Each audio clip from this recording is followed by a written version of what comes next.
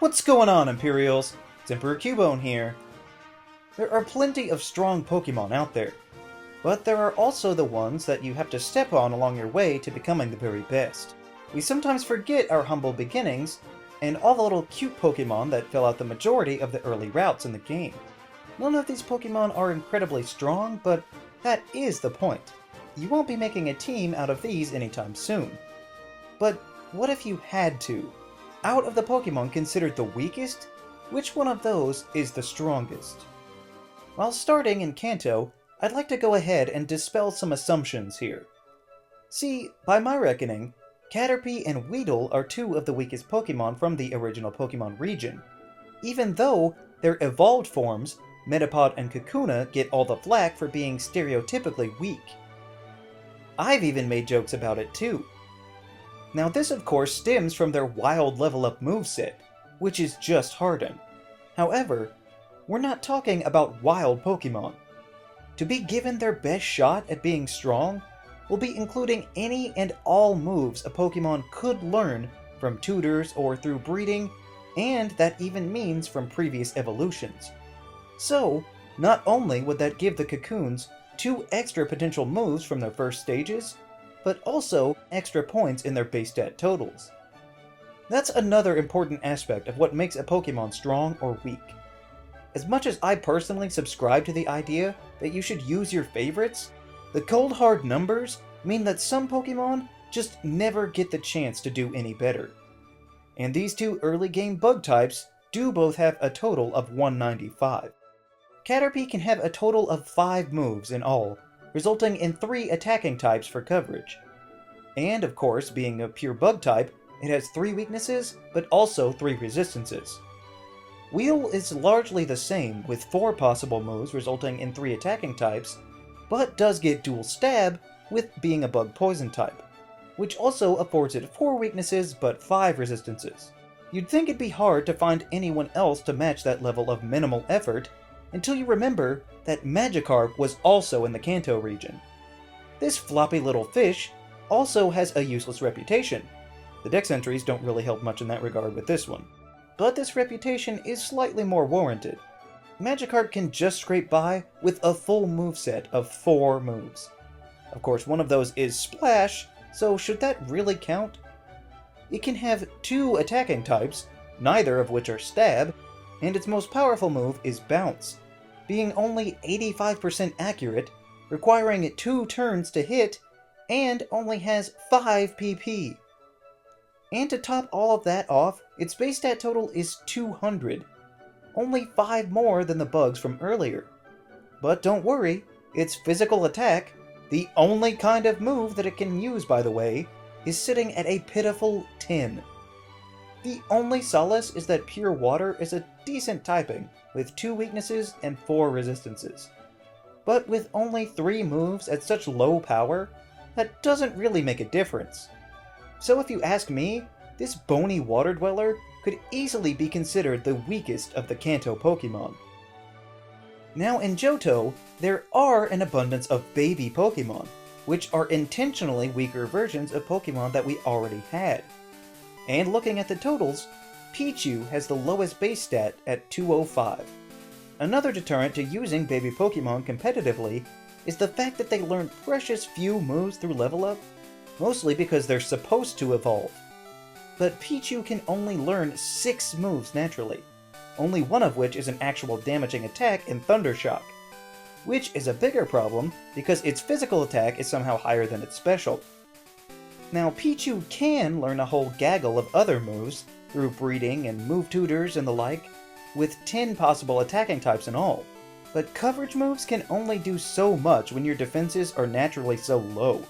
The only break being that Electric is a great typing with only 1 weakness and 3 resistances. But luckily for Pichu, it's not the only Johto Pokemon lacking in strength. There's also poor Sunkern, who has been the object of ridicule for years, because it had the distinction of having the lowest base stat total in all of Pokemon at 180. However, I would like to point out that it's not nearly as bad as it seems. Sunkern can naturally learn 16 moves through level up, and dozens more by TM and other means. This does result in only 3 or 4 different attacking types, and of course the grass type is not the greatest on the defensive front, but it at least somehow has better defenses on the whole than the former Smash Bros. Reject that we just mentioned. But even if some people will never yield on their downward opinions of this seed, there is one Pokemon from Johto that I would consider weaker. Deep within the ruins of Alph, we can find the Unknown. Now, despite being shown to be quite powerful in other media, in the games, these ancient letters are a bit lacking. Unknown does have a 336 base stat total, which is the highest that we've seen yet. However, that is not the whole story. You see, Unknown has an unbelievable move pool of 1. Hidden Power is the only move that this Psychic type can learn. At least the other Pokemon with such limited move pools have those moves lead to other opportunities to branch out. It's not even a stab move. This Psychic type has no psychic attacks. So remember those stats that I was talking about? 336 is an impressive number until you realize that 72 of those points are in physical attack. What's wrong with that? Well, the only move that it can learn is a special move. So any amount in attack would be utterly wasted, but the fact that it is tied for its highest is just purposefully vindictive. Taking this huge hit hurts this already limited Pokemon, but if you ask me, makes it the most likely candidate for the weakest of its region. Now in Hoenn, we see a somewhat familiar sight with Wurmple coming up on the weaker end. Much like its Cantonian brethren, it has a 195 base stat total with both 3 weaknesses and 3 resistances. It does have a slight advantage of having a total of 6 possible moves, resulting in 4 attacking types, since it gets both Tackle and Poison Sting. Another one of those rumors, or just accepted facts, is that Feebas is another weakling, but I would like to refute that. It does have lower stats, and a shallow level-up move pool, but unlike its counterpart, it has the potential to learn dozens of other moves by outside means. So to me, I don't think it should be included with the other weaklings. However, since they didn't learn their lesson, Hoenn also has more baby Pokemon to consider. Azurill actually has a lower base stat total than Wurmple with 190. Azurill can learn 10 moves through level up, even though several of those are water, for which it doesn't get Stab until it evolves. But, to counteract this, Azurill has a large number of possible other moves with the proper effort, providing upwards of 50 different moves, spread across 7 attacking types. Azurill has only 2 weaknesses in Poison and Steel, while having 2 resistances, but more importantly, it has immunities to both Ghost and Dragon. Even with the low stats, you have to admit that dual immunities is a desirable trait. So for our final entry in Hoenn, we have the other baby Pokemon, which I always forget about, Wynot.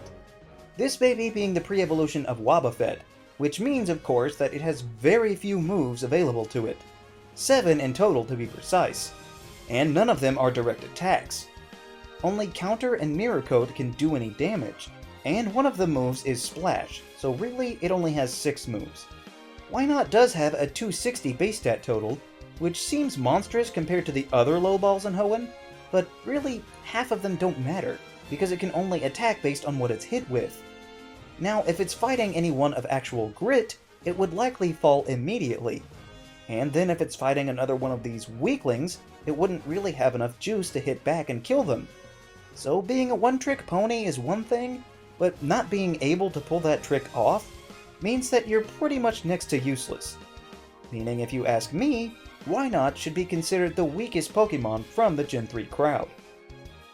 In Sinnoh, we have more of the unconventional regional bugs, since Burmy comes as a method of branched evolutions into either a moth or an array of different handbags. But Burmy does still come with limited move pool of only 7 possible moves that it could ever learn, and it only knows Protect until level 10. You literally can't win. Its only real difference is that it can have Hidden Power, which basically just means that it's a standard bug mixed with Unknown. Burmy can only have 3 attacking types to match up against its 3 weaknesses and 3 resistances. Even with a 224 base stat total, there's next to no hope since its attack stats are tied for dead last. And we all know bugs aren't particularly blessed defensively either. But who else do we have from Sinnoh? Well, if you could be bothered to try out that lame honey tree gimmick, you could run across a Combee. This conglomeration of bees shares the 224 base stat total with Burmy, but this one has a few more moves in its arsenal. Combee actually fares much better in its native generation, since there are certain move tutors that become unavailable to it as time goes on. These are decent moves that give it coverage that other weaker bugs just don't have, like Ghost or Ground, giving it 5 possible attacking types out of 12 moves. However, since it is bug flying, Combee does have 5 weaknesses to its 3 resistances, but is also immune to ground. So while it may be incredibly weak, especially the male version with no hope of evolution, it's definitely not the worst I've ever seen. Lastly, in Sinnoh, we have the other bug that I usually forget about, Kricketot. I promise I am not trying to pick on the bug Pokemon here, but Chingling was my other choice, and it was ever so slightly stronger. Seemingly, just as an insult, it has a base stat total of 194, instead of the usual 195 like all of the other worms that we've seen, making it the lowest base stat total of any bug ever. Kricketot also has 9 moves with 3 attacking types, though Mudslap, like before, can only be obtained in move tutors from past generations. The big problem here is that the starting move for Kricketot is Bide, which requires taking 2 turns of damage before firing back. But you can't realistically expect this tiny bug to last long enough to even stand a chance. I could barely get my first Kricketot to evolve, and that was only when I didn't use it. Even moves like Uproar or Endeavor are wasted on this poor creature, who thoroughly cements itself as the weakest Pokemon from Gen 4. The Unova region comes next, and while I expected the usual bugs to make the list, I was pleasantly surprised that Sewaddle and Venipede have a much better luck of the draw than their previous counterparts. So the first aspect of this is to look at the regional rodent in Patrat. This little bug-eyed rat seems to be one of the least popular, but a reason for that might be its shortcomings. While it might only have 1 weakness in fighting, it's also immune to Ghost. However, it only has a 255 base stat total. It starts out with 17 moves through level up, but a lot of those are annoying status moves of some kind. And it does have a plethora of other moves that it can get by breeding and outside means, resulting in 11 attacking types. Another of the lowest Pokemon from the Unova region is another early route critter in Pidove. This small bird is right in the same ballpark as Patrat, in that it has a total of 264, which is just a bit more than our furry friend, but gets 15 moves through level up, which is just slightly less, with a total of only 6 attacking types. It has 3 weaknesses, but does have 2 resistances and 2 immunities. On the whole, even the weaker Pokemon from Unova are stronger by other region standards, which may be where part of the blame resides for the infamous power creep that's come into the games, but even if these small forest animals aren't quite as weak as their brethren across the ocean, they're still the bottom of the barrel here. But there is of course one more to go, and it actually really surprised me. Tynamo is the mini baby eel larva that floats around in caves. First of all, the base stats are only 10 points higher than the ones that are supposed to be weak at 275. Now the one remarkable thing about this Pokemon is that as an electric type, it only has 1 weakness, but with the ability Levitate giving it immunity to ground, it technically has no weaknesses. That's the one high point, because I was pretty well shocked, no pun intended, but Tynamo can only learn 5 moves. It has just these 4 in its standard state, and the only other one that it can be taught is Magnet Rise, which is pretty redundant since, as we said, it already has Levitate. I really never knew that this Pokemon was so limited. It doesn't even make sense to me, because you can't find this Pokemon until halfway through the game. So why would they make it so weak? If it didn't live in Chargestone Cave, it wouldn't stand a chance. So if you ask me, Tynamo came right from behind and snatched up the weakest Pokemon slot, which is impressive out of so many from the region. Now making the jump to the 3DS, we come to Kalos, which doesn't have a lot to choose from, but we'll start with the cute little Bunnelby. As lovely as this Pokemon might be, in its first stage anyway, it does only have a 237 base stat total. It can learn 16 moves through level up, and considerably more by other means, tallying up an impressive 12 attacking types. And of course, being normal, it has the solitary weakness-immunity relationship. So all in all, this Pokemon might not sound so weak, but its only real standout area is speed, and it lacks the power to put behind some of the better moves that it can naturally learn. Basically, it might be great for contests, but not so great for anything else. The next weakest Pokemon that I could find was Noibat. Whoa. I know what you're thinking, but just calm down. Yes, Noivern is a super powerful dragon Pokemon from the end of the Dex, and its typing results in 4 weaknesses, but 5 resistances and an immunity to balance it out a bit. But hear me out. Just because the end is so powerful doesn't mean the base stage will be. In fact, I think that's kind of the point with this Pokemon. The only problem is that they should have made it sooner. By that, I mean you don't see this Pokemon until so late in the game that the paltry 245 base stat total is almost unusable. And it evolves at such a high level that you'll have to suffer through several of them before it can more than double those stats just by evolving. Now of course it does have 16 base attacks through level up, but none of those are even dragon type. It can learn some through other means, and even get up to 13 different attacking types for coverage. But having tried to use one of these, it was just too hard to try and use a beginner level Pokemon for the majority of the game, waiting for it to actually get good. But even if the stats don't bear it out, you do have to consider the sheer coverage and favorable typing. So where does that leave us in Kalos? Well, back at the beginning with the familiar sight in Scatterbug. It does possess similarities to other worm-like Pokemon, however, there are subtle differences that make it stand out a bit. For one, it has a 200 base stat total, which may not sound like a big difference, but it is in the early game. Also, it can only learn 6 moves with 2 attacking types, which might seem like a setback, but some of those are status moves, which are nice tools that none of the others have. But that's balanced out by the fact that it doesn't evolve until level 9. And we know by now the 3-3 spread on the defensive side for the bug type. So while it may not be better than other bug types, it is at least different.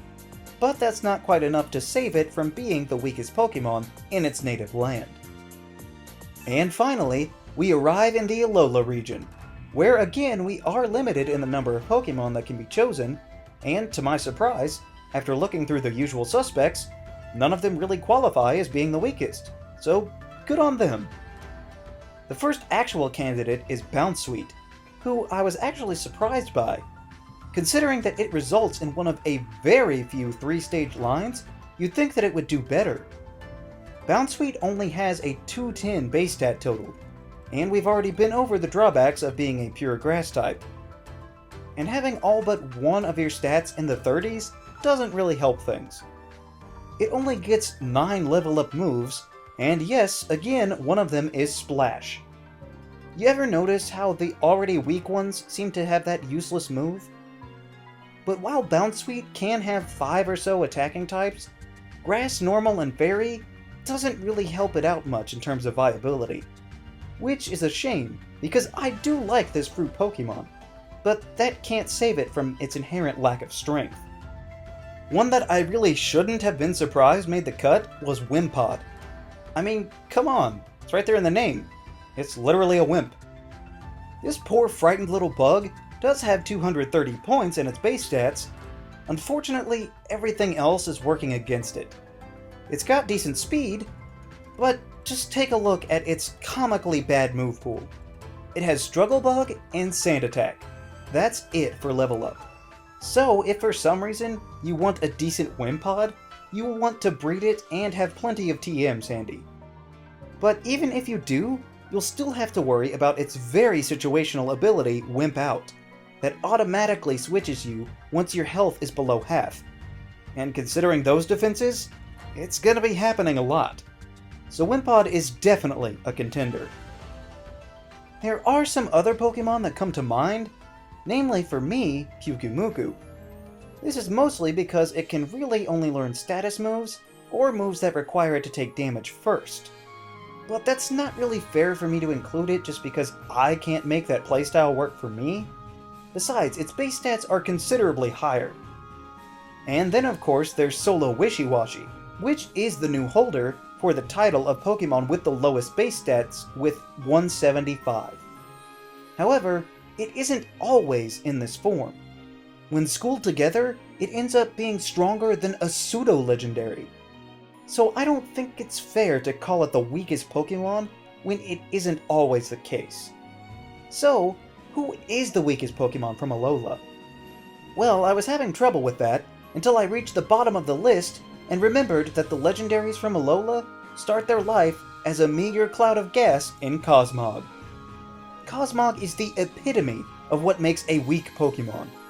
It's only got 200 in its base stats, meaning most everything is around 30.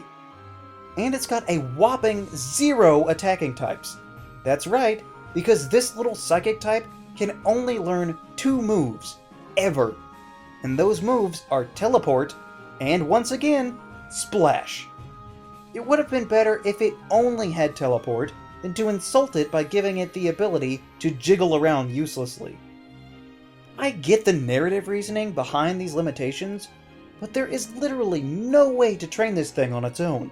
You'll just have to turn on the EXP share and wait 43 levels just for it to learn Cosmic Power. You can't really ask for much more in a weak Pokemon than one that has exactly 0 ability to fight whatsoever. Well, now that we've whittled down each of the regions to their least powerful entries, it's time we got to the point of the video and see exactly which of these weakest Pokemon is the strongest. After what we just said about Cosmog, it would have to be out. As would Magikarp and Unknown, just for being really terrible. I'm gonna go ahead and say that Kricketot doesn't really have what it takes either. And while Scatterbug does have those unique qualities that might make it popular with the bug catchers, they aren't enough to make it out on top over these others. So, that just leaves Wynot and Tynamo.